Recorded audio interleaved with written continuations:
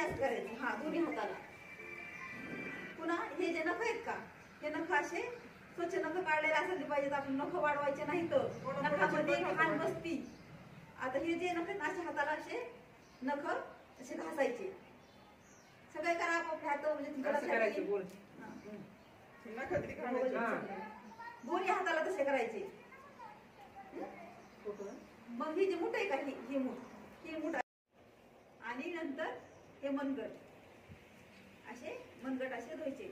आणि घरात जर कुणी असलं तर त्याला पाणी ओतायला लावायचं हातावर. जर नळ असला तो कोपऱ्याने नळ असा सरपायचा आणि हात धुवायचे. जर नळ नसेल तर अगोदर 2 बकेटामध्ये पाणी घ्यायचं. छोटे 2 बकेट किंवा 2 मगामध्ये पाणी घ्यायचं. एकामध्ये धुण्याच्या अगोदर हात बुडवून साबण लावायची आणि दुसऱ्यानंतर जेव्हा आपण सगळ्या स्टेप उतरल्या तर दुसऱ्या मगामध्ये हात किंवा बकेटमध्ये हात धुवायचे स्वच्छ आणि अंगाला पुसायचे नाहीत असे. हात धुतल्यानंतर कारण आपण बाहेरून आलेलो असतो, बाथरूम मधून आलेलो असतो, ते जंतू आपल्या अंगावर आलेले असते, त्याच्यामुळं हात असे सुकवायचे आणि नंतर जेवायला